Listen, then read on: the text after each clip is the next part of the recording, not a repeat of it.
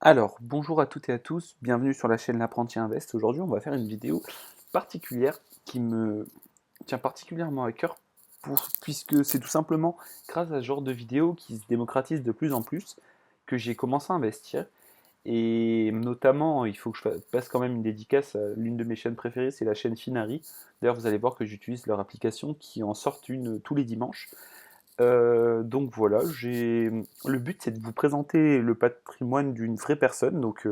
C'est un de mes abonnés que j'ai contacté sur Twitter qui m'a répondu. Et le but c'est d'une part de donner mon avis, mais évidemment pas de critiquer, puisque qui suis-je pour critiquer tout simplement. Et vous allez voir que même si c'est une première vidéo, là on commence vraiment pas mal avec un patrimoine qui est pas celui le plus important qu'on puisse trouver, mais c'est pas ce qui m'intéresse, c'est quelqu'un de jeune, 24 ans, c'est mon âge, qui a très bien commencé, qui gagne pas des sommes énormes, mais qui s'est prise en main dès le départ. Donc vous allez voir, on commence déjà avec du très lourd. On va commencer, je vais vous présenter cette personne, juste pour vous dire, si vous aussi vous êtes intéressé de nous présenter votre patrimoine, vous avez juste à me contacter à l'adresse mail que je vous mets en description de la vidéo ou sur Twitter sur l'apprenti invest. Donc voilà, c'est une personne donc, qui existe vraiment de 24 ans, qui est célibataire et qui vit encore chez ses parents. C'est important tout simplement parce que vous allez voir qu'il a un gros taux d'épargne. C'est normal puisqu'il vit chez ses parents, il paye pas, il n'a pas à payer les frais les plus importants, enfin les plus importants, les frais majeurs d'un porte-monnaie, d'un salaire qui sont le logement, le loyer, les crédits. Donc voilà, c'est quelqu'un qui travaille dans une usine, dans le secteur de la menuiserie, qui gagne 1 600 € net par mois. Il investit depuis janvier 2023, donc c'est à peu près 6 à 7 mois de plus que moi. Et il investit 1 000 € par mois en bourse. Comme je vous ai dit, c'est très important avec un salaire de 1 600, plus de, c'est plus de 50% de taux d'épargne. C'est à chacun sa situation, mais franchement, on peut le saluer puisqu'on aurait pu claquer bien plus et s'amuser, surtout à son âge, mais il investit et il s'est pris en main dès le départ. Ce qui est important aussi, c'est qu'on a quand même 600 € qui sont pas investis, et ça me tient à cœur puisque il y a beaucoup de chaînes, enfin, comment dire, il y a beaucoup de chaînes, surtout dans le mouvement FIRE, qui prônent un mode de vie de moine, se restreindre pour épargner un maximum et profiter une fois la retraite. Moi, je suis contre. Après, c'est juste mon avis personnel, mais ça sert à rien d'attendre la retraite quand on pourra, enfin la retraite à 40, 50, 60 ans, quand on pourra plus profiter pour dépenser son argent. Déjà, on n'est même pas sûr d'atteindre cet âge, malheureusement. Et donc, au bout d'un moment, il faut vivre l'instant présent, tout en épargnant. Sinon, ma chaîne ne sert à rien. Mais il faut savoir vivre cet instant et en même temps assurer ses vieux jours. Donc, il a un patrimoine de 38 000 € que je vais vous détailler juste après. Il investit dans deux secteurs, en bourse et dans les crypto-monnaies.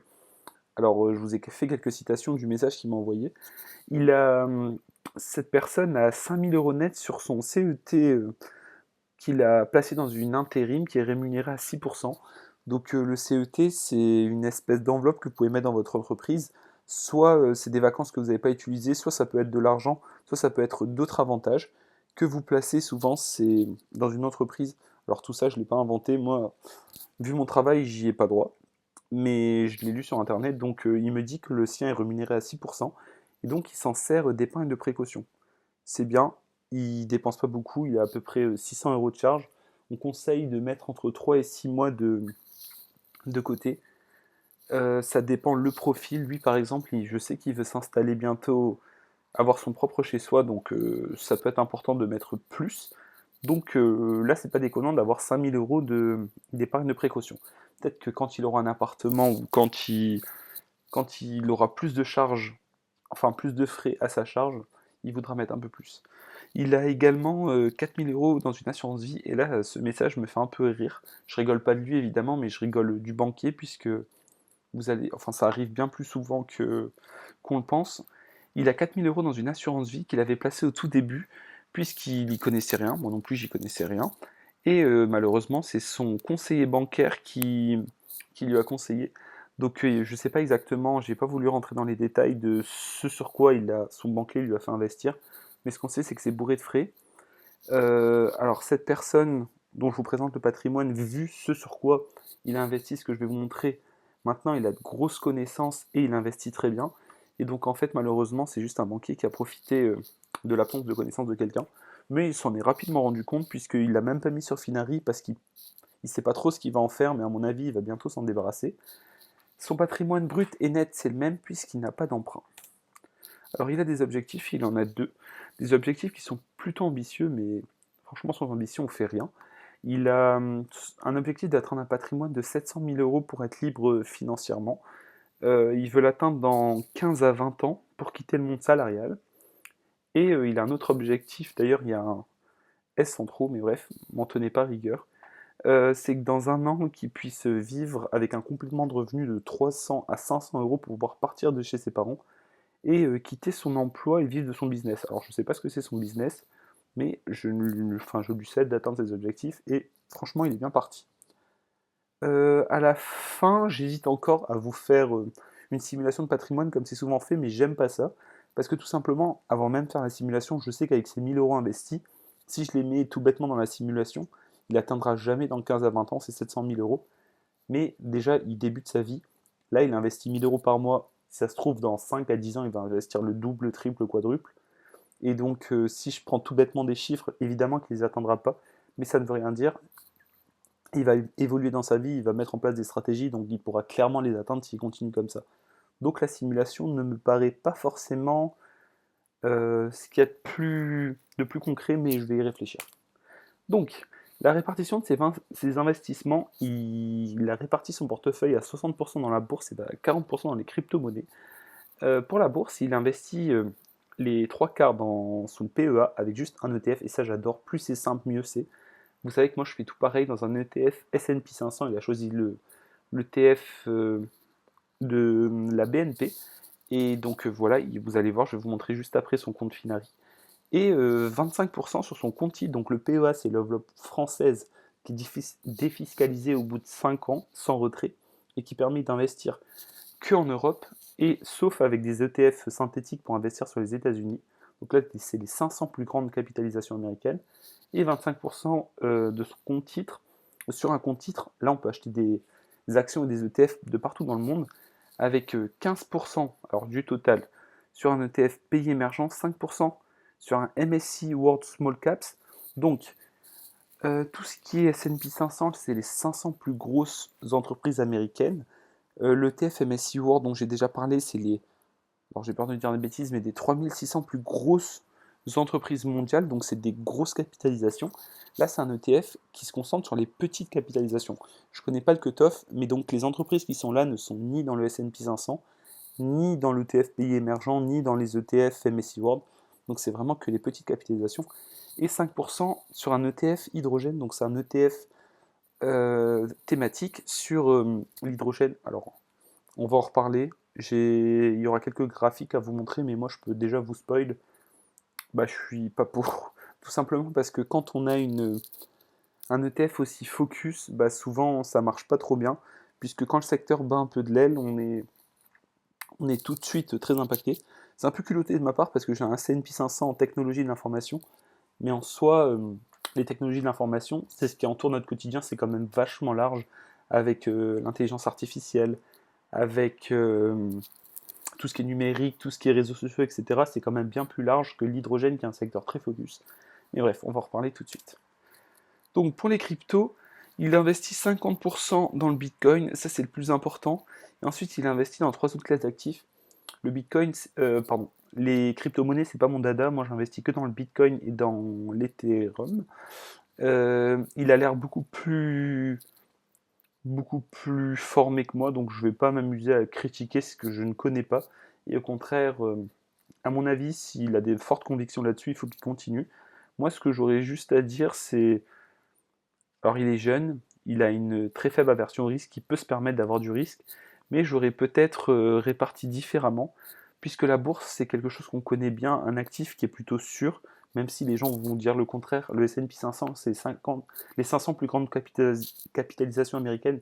Si elles coulent, clairement, on va avoir des problèmes dans la vie de tous les jours. Donc moi, je suis pas inquiet, c'est quelque chose qui existe depuis longtemps. Donc je mettrai un peu plus sur la bourse, 70 voire même 80%, et 20 à 30% en crypto s'il a de fortes convictions.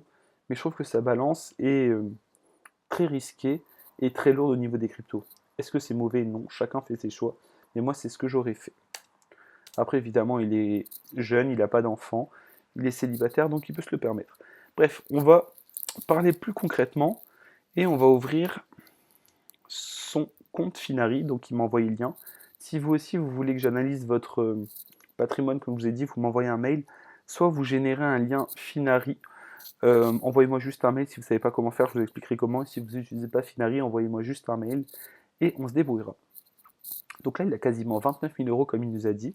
Il n'a pas mis son CET d'entreprise et son assurance vie là-dedans. Donc on peut voir que son patrimoine brut et son patrimoine net est strictement le même. Il a une plus-value latente de 15%. Alors c'est énorme et c'est super. Surtout qu'il investit depuis début 2023 avec quasiment 4 000 euros de bénéfices. Donc ça c'est génial. On va voir la répartition. Bon, on la connaît déjà. Il a quasiment 80% en bourse et 22% en crypto. En fait, c'est différent de ce qu'il m'a envoyé comme message. Et par contre, au niveau de cette répartition, moi je la trouve parfaite. Je trouve que c'est un bon réparti entre un actif plutôt sûr et un actif plus volatile qui peut vous rapporter plus de performance. On voit que là, on a quasiment 22% en bourse. Et là, on a une moins-value de quasi 4%. Alors, c'est des plus-values et des moins-values latentes. Sa crypto, elle va remonter un jour, j'en suis quasi sûr. Et là, ça peut baisser, mais à mon avis, ça va monter. Donc, rien, on acte ces plus-values que quand on perd. Que quand on vend, pardon. Donc là, on a un plan épargne action.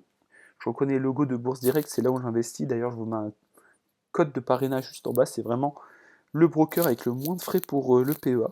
Donc il a bien 50% de son total, donc à peu près là 2 tiers, 1 tiers. Avec 15 000 euros dessus, donc on va cliquer dessus pour voir ce sur quoi il investit. Hop. Donc là, c'est bien ce que je vous ai dit.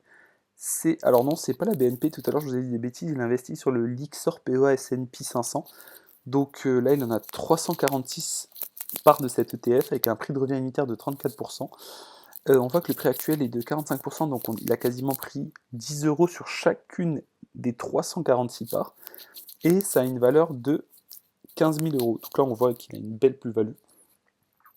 Il a vraiment qu'un seul produit, mais qui concentre 511 entreprises, donc qui est plutôt diversifié. Pas géographiquement, puisqu'on n'a que des États-Unis, mais vous voyez que ça performe bien. Pas besoin d'avoir 30-40 lignes et de se compliquer la tête pour avoir une bonne performance. Et ensuite, au niveau du compte titre, là, ça, à mon avis, là, je vais un peu moins être d'accord avec lui. On a le iShares Emerging Market, donc c'est un ETF qui concentre des sociétés des pays émergents. Alors, pour moi, tout simplement, au départ, j'investissais là-dessus pour être très diversifié, mais les pays émergents, s'ils sont émergents, c'est qu'il y a plusieurs raisons. Des raisons politiques, des raisons démographiques et plein d'autres raisons. Au départ, j'y croyais, je voulais vraiment être diversifié et réduire le risque. Je me disais toujours, un jour peut-être qu'ils vont surpasser les pays qui ont déjà émergé, donc les pays riches. J'ai changé d'avis. À mon avis, ils vont rester émergents un bon moment puisqu'ils ont trop de problèmes internes. Et de toute façon, si on voit une tendance, la tendance se renverser, on n'est pas figé dans le temps. On peut acheter et vendre des ETF et changer notre stratégie. Pour l'instant, c'est pas le cas. Et on peut voir, normalement, s'il a commencé à les acheter en même temps, là, on a une performance que de 12%, tandis que son plan épargne action est à quasi 28%, donc on voit que ça sous-performe clairement. Et donc moi personnellement, j'investis pas dessus. Pareil pour les small caps. Là, il a 12%. Alors clairement, je sais pas comment il a fait, mais moi quand j'en avais, tout simplement, elle sous-performe. Si vous comparez avec le S&P 500, on a, on a clairement une différence de performance. Et pour moi, ça en valait pas la peine. Alors je peux me tromper évidemment, mais à mon avis, il vaut mieux se focaliser sur les grosses capitalisations quand on n'a pas un patrimoine énorme. Ça reste mon avis. Dans tous les cas, je ne vois pas d'erreur majeure. C'est quand même de très bons ETF. Là, par contre, on a une action que je ne connaissais pas, que je suis allé chercher. En fait, alors que je ne dise pas de bêtises. Oui, très bien. Cette action, c'est une action dans l'intelligence artificielle. C'est une action, si on la prend à 5 ans, alors elle est un peu plus jeune, on voit que la performance est plutôt catastrophique, surtout si on compare avec son ETF. Bon, alors j'ai mis l'ETF BNP, mais c'est le même que le Lixor qu'il a, puisqu'ils sont tous les deux sur l'indice du S&P 500, et on voit clairement que c'est bien plus rentable d'investir sur le S&P 500. Sauf que lui, il est loin d'être bête, il n'a pas investi là, sinon sa performance serait juste catastrophique, avec quasiment moins 80%. 80% pour un S&P 500, si on pense qu'il a commencé là, qui a à peu près entre 80 et 100% de plus-value. Lui, si on revient là, il a un prix de revient unitaire qui est à peu près 17 et un prix actuel à 26. On voit qu'il a une belle performance de 55%. Donc honnêtement, même si moi je préfère être sécurisé et avoir un ETF, puisque c'est beaucoup plus sécurisé, beaucoup plus diversifié, notre utilisateur, notre abonné est loin d'être bête, et là on voit qu'il a fait une performance de quasi 50%. Donc il a dû investir à peu près... Hop hop hop, désolé, je vous retarde. Bon, à peu près là, aux alentours de début 2023, bah, comme il nous a dit, à 17 euros juste là. Voilà. Ensuite, on va continuer. Là, on a l'ETF hydrogène. Alors, comme je vous ai dit, pour moi, c'est beaucoup trop focus. Et à mon avis, c'est pas une super bonne idée. J'ai ouvert, cet ETF là sur Just ETF qui nous permet d'avoir des infos sur la plupart des ETF qui existent. On voit que là, c'est le gestionnaire, c'est Van Eck, alors je sais pas comment ça se prononce. Donc, c'est un ETF thématique sur l'hydrogène. On voit qu'il y a 0,55% de frais. Alors, c'est beaucoup plus que les 0,15% du Lixor, de l'ETF Lixor S&P 500, mais c'est quand même pas beaucoup, c'est pas énorme, contrairement à une gestion active. Il n'y a que 24 entreprises, c'est normal, c'est très focus comme thème. 68 millions de capitalisation, c'est pas beaucoup, avec une réplication complète, donc c'est vraiment un ETF qui possède les positions. Euh, Pourquoi je suis pas trop d'accord? Bah pour ça. Tout simplement parce qu'on voit que la performance est catastrophique avec une action qui ne fait que décroître. Je peux aller à 1 an, on n'a que de la moins-value quasiment. À 3 ans, c'est pareil. À 5 ans, ça n'existait pas encore. Mais voilà. Donc pour moi, c'est pas une bonne idée. La position, là, vous avez juste à taper sur position pour vous montrer. Les 10 premières positions, c'est 80% de la position totale. Pourquoi? Alors, pourquoi moi je suis contre? Tout simplement parce qu'en France, on a une super entreprise. Donc là, je ne vais pas parler de S&P 500, je vais juste parler de l'hydrogène. Si on croit vraiment à l'hydrogène, dans les gaz, etc., on a une super entreprise française qui s'appelle Air Liquide, juste là. Et si on compare cet ETF à Air Liquide, alors Air Liquide c'est très diversifié. En tant qu'interne de pneumo, bah, je connais bien puisque c'est un fournisseur d'oxygène médical, de gaz industriel et d'autres choses, et qui bosse beaucoup avec l'hydrogène, qui fait de la recherche dans l'hydrogène. Et là, si on compare, donc en courbe bleue, c'est notre fameuse ETF, et la courbe jaune, c'est la capitalisation d'Air Liquide, enfin pardon, le prix d'une action d'Air Liquide, on va mettre sur l'année en cours, on voit bien que l'ETF sur l'hydrogène sous-performe Air Liquide, bon, qui stagne un peu, mais on peut voir que là, il y a une belle chute, merci de législative. Et si on va sur 1 an, on voit clairement la belle différence avec Air Liquide qui ne fait que croître et notre ETF hydrogène qui baisse. À savoir qu'en plus de ça, toutes les 10 actions détenues de Air Liquide, et pas forcément, malgré ce qu'on dit, pas forcément nominatif, vous pouvez l'avoir sous gestion dans un broker, Air Liquide vous offre une action, donc il vous offre 10%. Vous avez 10 actions, on vous en offre une 11e tous les 2 ans. Et en plus de ça, vous avez des dividendes qui ne sont pas pris en compte non plus. Et vous avez des primes si vous les mettez en votre nom, des bonus au niveau du dividende perçu. On peut reculer un peu, on peut voir qu'Air Liquide, c'est une super entreprise qui bat le MSCI World, si je dis pas de bêtises d'ailleurs, et que l'ETF est pas fou. Donc si vraiment tu tiens à l'hydrogène et que c'est quelque chose qui te tient à cœur, pardon, je radote, plutôt penser à Air Liquide qui franchement, j'aime pas les actions individuelles, mais c'est vraiment une bonne action de père de famille, bien sécurisée, qui existe depuis longtemps. Voilà. Alors on va continuer, donc là c'est tout ce que tu as, mais déjà c'est très bien. Et ta répartition crypto, Je vais juste la montrer. Bon, donc là, tu es en moins-value, mais évidemment, c'est des moins-values latentes.